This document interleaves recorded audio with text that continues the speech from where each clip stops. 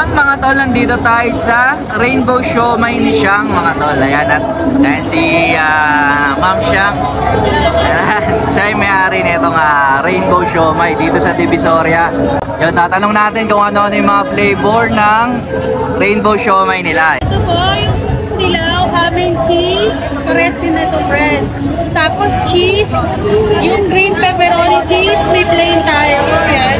Tapos crab and cheese, octo cheese, tsaka spicy cheese.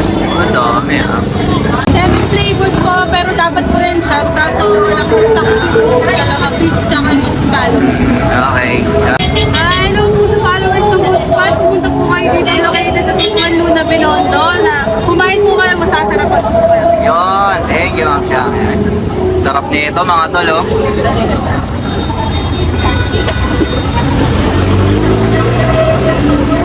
Yan, sige isa-isang flavor.